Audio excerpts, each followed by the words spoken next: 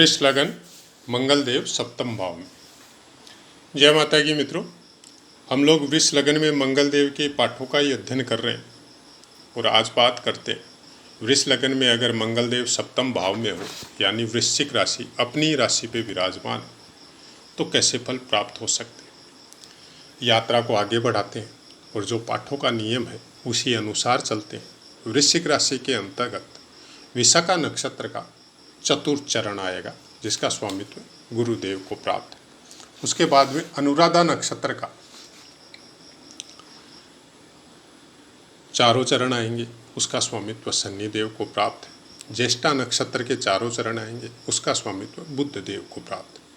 बात करें नवमांश की तो कोई भी ग्रह वृश्चिक राशि में अगर 3.20 डिग्री तक है तो कर्क के नवमांश में रहेगा। उसके बाद में 6.40 डिग्री तक है तो सिंह के नवमांश में रहेगा। 10 डिग्री तक है तो कन्या के नवमांश में रहेगा। 13.20 डिग्री तक है तो तुला के नवमांश में रहेगा। 16.40 डिग्री तक है तो वृश्चिक के नवमांश में रहेगा। 20 डिग्री तक है तो धनु के नवमांश में रहेगा। 23.20 डिग्री तक है तो मकर के नवमांश में रहेगा। 26.40 डिग्री तक है तो कुंभ के नवमांश में रहेगा और 30 डिग्री तक है तो मीन के नवमांश में रहेगा। अंश बल समराशि है। प्रथम 6 अंश तक मृतावस्था, उसके बाद में 12 अंश तक वृद्धावस्था, 18 अंश तक युवावस्था और 24 अंश तक कुमारावस्था, 30 अंश तक बाल्यावस्था। कारक भाव मंगल देव के चाहे कोई भी लगन हो, कालपुरुष अनुसार तीसरे और छठे स्थान के कारक भाव इनको प्राप्त है और जिस भी राशि में बैठे हो, जहाँ भी बैठे हो, वो तीसरे और छठे स्थान में चाहे कोई भी राशि हो, लेकिन वहाँ का कुछ न कुछ फल ये आपको जरूर प्रदान करवाते हैं। अब पहले के 1-2 पाठ में भी मैंने बताया था कि कैसे प्राप्त करवाते हैं। अपवाद है, नहीं समझने की वजह से हो सकता है। तीसरे स्थान का मतलब हो गया कि आपके भाई बहन, पराक्रम, मित्र, ये छोटी मोटी यात्राएं। छठा स्थान रोग, ऋण, शत्रु, संघर्ष, स्ट्रगल। तो जब आपको संघर्ष देखना होगा तब आपको ये देखना पड़ेगा कि छठे स्थान से मंगलदेव कितनी दूर है और मंगलदेव से छठे स्थान में कौन विराजमान है या किसकी राशि है और उसका स्वामी कहाँ है। तो ज्योतिष कोई एक फिक्स विषय नहीं है। आप फिक्स एक ग्रह का फल देख के आप सोचे कि उसी अनुसार हमको फल मिलेगा, नहीं। अगर फिक्स ही होता तो इतनी पुस्तकें और इतनी वरक कुंडलियाँ, दशा महादशा, चंद्र अनुसार गोचर फल और चंद्र कुंडली अनुसार फल, इतना सब बताने की ज़रूरत नहीं थी या इतनी सब पुस्तकें भी बनाने की ज़रूरत नहीं थी अगर फिक्स ही होता तो। ज्योतिष में फिक्स कुछ नहीं होता। ज्योतिष में सबसे बड़ी बात तो ये है कि आपका बुद्धि और विवेक आपका कहाँ तक सपोर्ट करता है ज्योतिष को समझने के लिए। उससे भी बड़ी बात है कि चंद्र कुंडली को आप किस तरह से समझते हैं। फिर हर ज्योतिष की हर पुस्तक में, बहुत से पाठों में या कर्मकांड की पुस्तकों में भी ये बातें लिखी गई है कि कोई भी फल प्राप्त करने के लिए, करने के पहले स्थानम प्रधानम, कौन से स्थान में आपने जन्म लिया है, उसकी परिस्थिति कैसी है, वहाँ का रहन सहन कैसा है, वहाँ के कर्म और संस्कार कैसे हैं और कौन से संस्कारों से, कौन से कामों से और वर्तमान में आप क्या कर्म कर रहे हैं, किस अनुसार अपना जीवन यात्रा को आगे बढ़ा रहे हैं, उसके ऊपर ग्रहों के फल और आपकी कुंडलियों के फल निर्भर करते हैं। एक ही ग्रह अलग अलग व्यक्तियों को एक ही स्थान में बैठ के अलग अलग फल प्रदान करता है। ये हकीकत है। इसको अगर आप विवेक और बुद्धि अनुसार अगर ठीक से समझ सके तो ज्योतिष को समझ जाएंगे, नहीं तो आप वही बहस करेंगे, वही तर्क कुतर्क करेंगे हम लोग कि एक ही जगह में 4 बच्चे पैदा हुए और चारों की कुंडली सेम है लेकिन उनका भाग्य अलग अलग है। ये होगा, ये हकीकत है।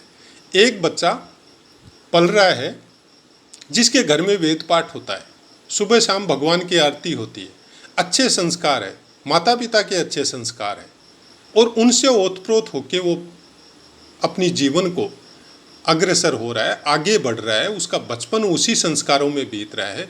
एक बच्चा कोई ऐसी जगह पैदा हुआ है जहाँ न खाने का पता है, न पीने का पता है, न माँ का पता है, न बाप का पता है, तो उसके संस्कार अलग मिलेंगे। एक बच्चा इतने ज़्यादा पैसे वालों के यहाँ पैदा हुआ है जहाँ पे उसके पास माँ बाप के पास समय नहीं है, लेकिन उसको पालने के लिए 20-20, 50-50 आदमी एनी टाइम स्टैंड बाई रहते, तो उन तीनों को वो सेम कुंडली अलग अलग फल प्रदान करेगी। अब इसको किस तरह से समझते हैं हम लोग, ये हम लोगों की अपनी बुद्धि और विवेक के ऊपर निर्भर है।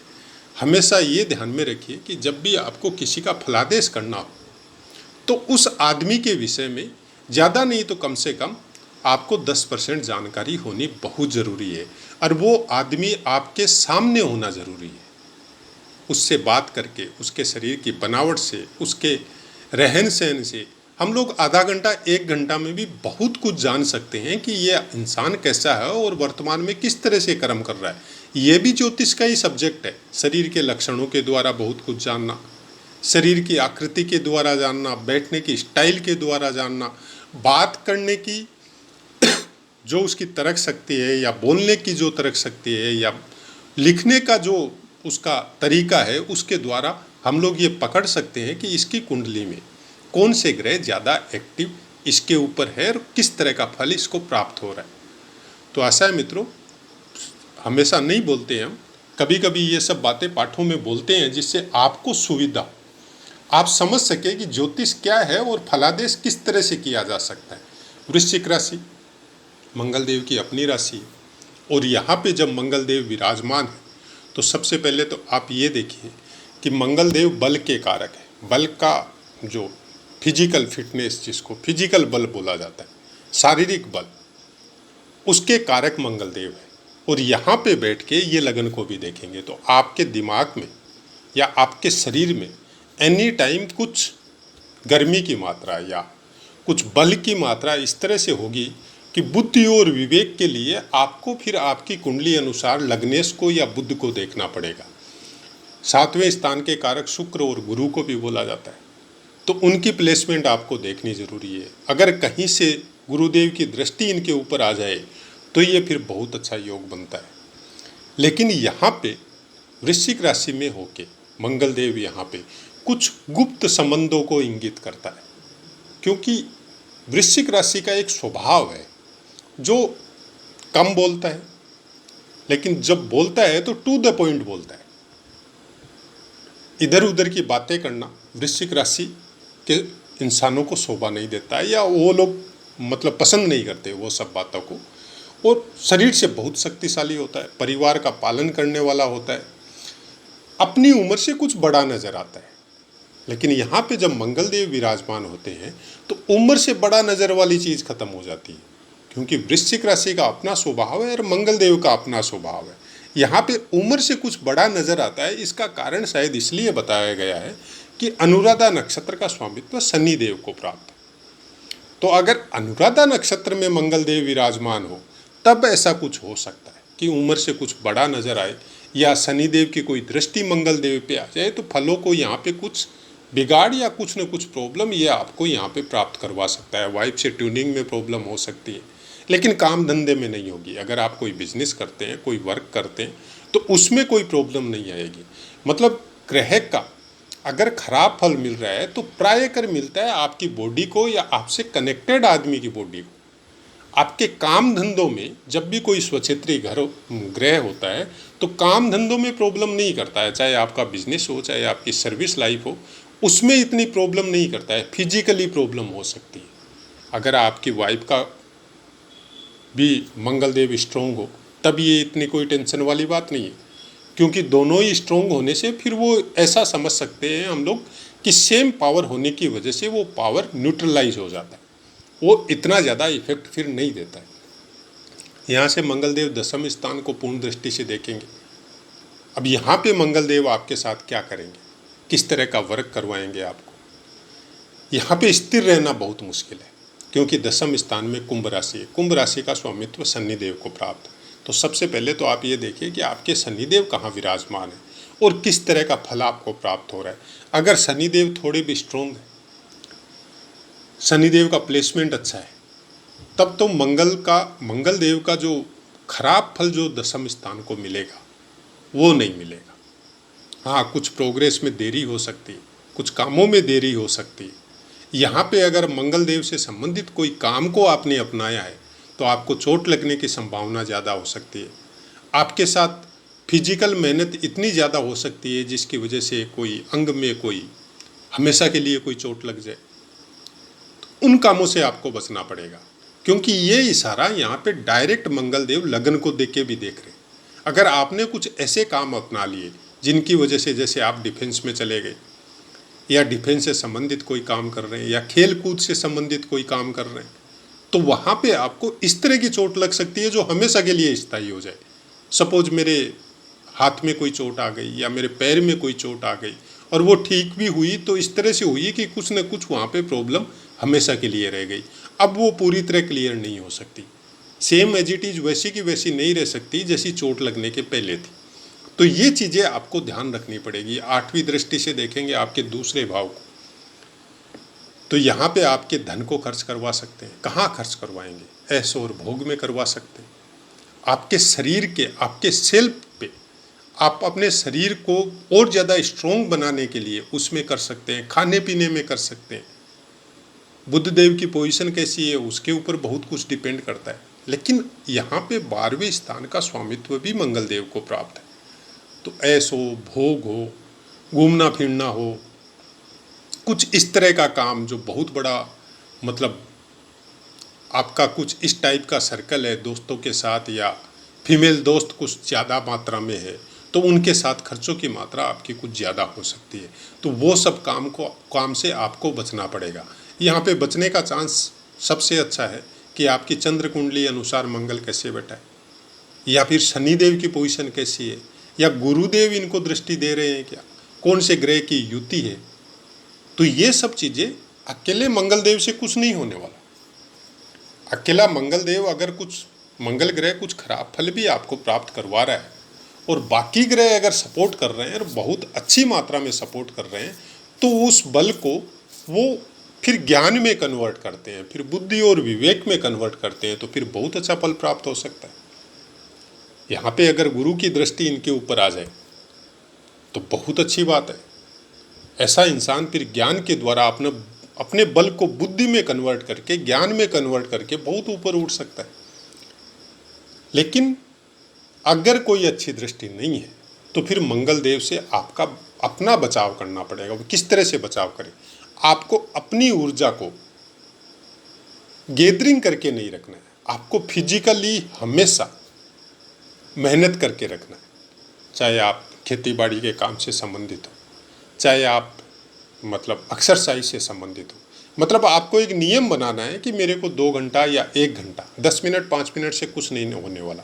आपको 1 घंटा 2 घंटा कुछ इस तरह से मेहनत करनी है कि आपका शरीर भी लॉन्ग लाइफ अच्छा रहे, और आपका वो जो मंगल है, जो शारीरिक मेहनत करने से मंगल देव कैसे खुश होते हैं, किस तरह से अच्छा फल देते हैं। अगर किसी का नीच का भी, हालांकि उपायों में बहुत बार बहुत बातें बताते हैं, लेकिन एक टेक्निकल पॉइंट रहता है हर ग्रह का। मंगल देव को पृथ्वी के साथ जोड़ा गया है, और वेद शास्त्रों में भी बताया गया है, ज्योतिष शास्त्र में भी बताया गया है, मंगल देव पृथ्वी पुत्र है, क्योंकि पृथ्वी के नज़दीक है। और इनका एटमॉस्फियर लाल कलर का बताया जाता है, और लाल कलर पृथ्वी के जीवों के लिए बहुत ज़्यादा ज़रूरी है, क्योंकि जब तक आपके अंदर शारीरिक स्वास्थ्य अच्छा नहीं रहेगा, आपके अंदर मतलब फिजिकल फिटनेस अच्छा नहीं रहेगा, तो आप अगर पृथ्वी से संबंधित कोई मेहनत करते हैं, जैसे एक्सरसाइज करते हैं, वहाँ भी आपको धूल मिट्टी लगता है, या फिर आप खेती बाड़ी का काम करते हैं, या अपने घर में कोई बागान वगैरह में डेली 1 घंटा 2 घंटा आप इस तरह से मेहनत करते हैं कि मिट्टी वगैरह आपको बहुत अच्छी मात्रा में लगती है, तो फिर मंगल देव खराब होके भी अच्छे फल देते हैं। क्योंकि आदमी का जो एक्चुअल ज़रूरत है उस ग्रह को, वो चीज़ें आपको प्राप्त होती हैं। उन चीज़ों के साथ रहने से वो चीज़ मैनेजेबल होती है। यहाँ पे अलग अलग तरह के अलग अलग उपाय सोशल मीडिया में आपको सुनने को मिलेंगे, और आप उन उपायों में अगर पड़ गए या करने लग गए तो फिर आप खुद डिस्टर्ब हो जाएंगे कि किस तरह से करूं, कोई क्या बता रहा है, कोई क्या बता रहा है। हमारा कहना केवल इतना है कि ज्योतिष को ज्योतिष के अनुसार समझे। ज्योतिष को वैसे मत समझिए कि वो आपका भाग्य चेंज कर देगा, नहीं। हम लोगों के ऋषि मुनियों ने जब ज्योतिष की रचना की और ज्योतिष की रचना करने के बाद में जब उनको समझ में आया कि इन फलों को तो हमने बता दिया और बहुत कुछ बताया भी नहीं, क्योंकि श्रवण शक्ति के द्वारा धीरे धीरे बहुत 2-3 युगों के बाद में जाके ये लिखने की परंपरा चालू हुई है। उसके पहले तो गुरु शिष्य को बोल के ज्ञान देता था और शिष्य अपने अनुसार अपने शिष्य को देता था, और इसी तरह से ये ज्ञान आगे से आगे बढ़ते हुए फिर जाके शायद द्वापर युग में ये लिखने का काम चालू हुआ। जो भी हम लोगों को एज इट इज जो उस युग में लिखा गया था वैसा का वैसा मिला, उसमें भी संशय है, वो भी सही नहीं हो सकता। और उसके बाद में कलयुग में तो बहुत सी हम लोग इतिहास में भी पढ़ते हैं कि इतनी हजारों लाखों करोड़ों के अंदर पुस्तकें थी जो मतलब 6-6 महीना 1-1 साल तक वो पुस्तकालय या वो पीठ जलते रहे, उनको जला दिया गया। तो वैसी की वैसी पुस्तकें भी हम लोगों को प्राप्त नहीं हुई। और उसके बाद में उस समय के विद्वानों ने वापस रचना करके कुछ भग्नांश जो उनके मिले पुस्तकों के, उन्हीं में से कुछ देख के अपने बुद्धि और विवेक और ज्ञान के अनुसार वापस इन शास्त्रों की रचना की। कितनी सही है, उसके लिए आपको अपनी बुद्धि और विवेक का ध्यान रखना पड़ेगा। अपनी बुद्धि के हिसाब से आपको अभ्यास के द्वारा क्या मिल रहा है, क्योंकि ज्योतिष में ये बहुत ज़्यादा ज़रूरी है कि जो ज्योतिष है वो कैसे कर्म कर रहा है, किस तरह का उसका इष्ट है, किस तरह का वो अपनी साधना कर रहा है, किस तरह के कर्म वो कर रहा है, उसके अनुसार ज्योतिष का फलादेश उसका परफेक्ट होता है या नहीं होता है। ये बहुत कुछ उसके अपने खुद के कर्म के ऊपर निर्भर है। ऐसी बहुत सी बातें हैं जो हम लोग किस्से कहानियों से सुनते हैं, जो वेद शास्त्रों के द्वारा सुनते हैं, और उसी के अनुसार उन फलों को भी अगर समझे तो ग्रहों को बहुत अच्छे से समझ सकते हैं हम लोग। तो आशा है मित्रों पाठ समझ में आया होगा। पाठ से संबंधित कोई भी बात हो आप निसंकोच कमेंट कीजिए, आपको 100% आंसर मिलेगा। और कोई भी ग्रह या कोई भी भाव को समझने के पहले उसके कारक जितने भी हैं, चाहे 7वें घर के क्या क्या चीज़ 7वां घर से हम लोग देख सकते हैं, या मंगल किस किस चीज़ के कारक हैं, उन दोनों को अगर ठीक से हम लोग समझ सकें तो फिर उस फल को समझने में बहुत आसानी होती है। और उसी तरह से पूरी कुंडली को हम लोग समझ सकते हैं और उसको समझ के एक जगह नोटिंग करके फिर वरक कुंडलियों में सूक्ष्म अध्ययन में जा सकते हैं और यहाँ तक जा सकते हैं कि हम लोगों को कौन सा फल किस समय में मिलेगा वो आपका गोचर निर्धारित करेगा कि कैसे ग्रह चेंज हो रहे हैं, किस तरह की दशा महादशा अंतरदशा आ रही है। वो अपनी वाणी को विराम देते हैं और आपसे आज्ञा लेते हैं। जय माता।